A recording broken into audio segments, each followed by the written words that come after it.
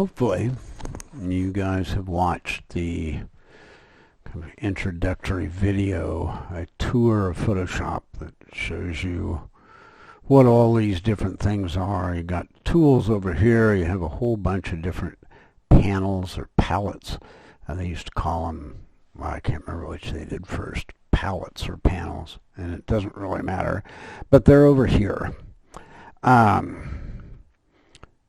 If you, let's see, window, workspace, you want to make sure you have the photography workspace turned on. Sorry, I think one of my children must have sent me a text. But we're going to start on exercise 1, pattern.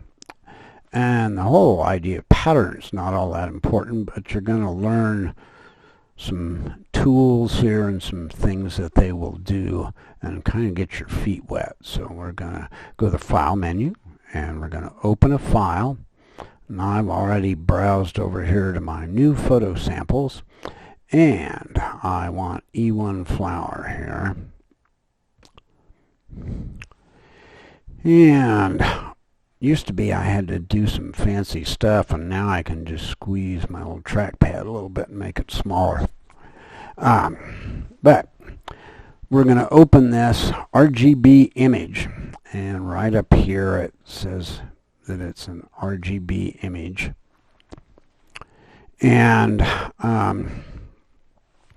it doesn't have any layers on it. There's extra layers. There's a background, but nothing else. And resize the image if necessary.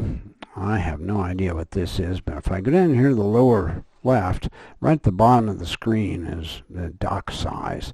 I can click on that. This is telling me it's 20 by 15. And I'm going to want to add 5 inches to this. I want 2.5 inches all the way around. So 2.5 inches to the left, 2.5 inches to the right equals 5. Well, we're going to do that a little bit later, though. We're going to click on the rectangular marquee tool, and you get a little movie here of what that does. And we're going to select something.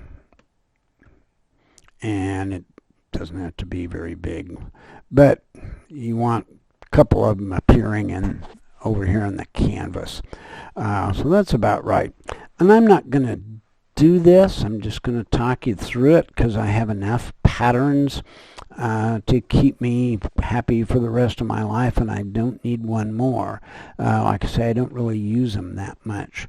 But we're learning about this selection tool here, and this is a good way. And you can see what's selected because there's this line of what Photoshop users call marching ants.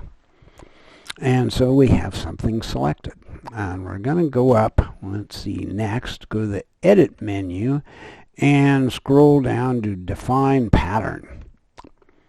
And you give it a name, you get a little picture of it, you click OK. I'm going to click Cancel because I don't want it. But I have made a pattern. And you're going, well, nothing happened. Actually, it added it to your pattern library. And I'm going to deselect my selection. And it's up here in the Select menu, Deselect. But in a Mac, it's this Command D. On a PC, it's going to be Control D. And it's a keyboard shortcut. And I use those a lot. Anytime you're doing some menu item that has a keyboard shortcut, learn the keyboard shortcut because it'll save you a bunch of time. But we now have a pattern selected. The next thing here is down here using the foreground background color picker in the toolbox, choose white as the background color. That's down here. And it's not really necessary because this is Photoshop 2021 and they've changed things, but I'm not about to change this whole thing because one line of it's unnecessary. Now we're going to add a canvas to this. So I'm going to go to the Image menu, and several of you will click on Image Size and wonder why it didn't work, but you want Canvas Size. And I'm going to add 5 inches to this. So we'll go 25 and 20. And I don't know what this relative even means, but I put my anchor point in the middle, so I'm going to get this all the way around. And canvas extension color. You can select a bunch of stuff here, but it's pick white and click OK. Now this adding canvas to it, I do a lot. I will take type tool, which is over here, a horizontal type tool, and I will add a type layer, a title down there, and I'll print this, put it in a frame. It looks matted.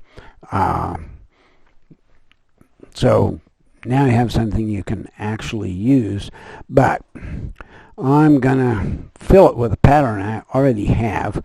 But first we need to make a selection here, and I want a little bit of a white border around the image.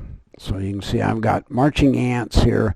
So if I fill this with a pattern, I'm going to mess up my photograph. What I want is a pattern around the canvas here. So I'm going to select inverse. And now, as you can see, I've got marching ants here and here. Now I can fill with a pattern. And that's in the edit menu, fill. And we'll go with this pattern I've already created, but you may have to get this and select pattern. It's probably just something else. And click OK. And there it is. It has filled it with a pattern. Now, if this is really big, but I'm going to show you a little trick here. I'm going to go to the File menu, Export, Save for Web. And I will get something that looks like this. And I want a decent quality JPEG, and so select a decent quality JPEG. Just because I like really good pictures, we'll go with maximum. And down here it tells me how big this thing is going to be. So it's going to be 1.52 megabytes if I select OK, but I want to make it smaller. So let's make this one 700 pixels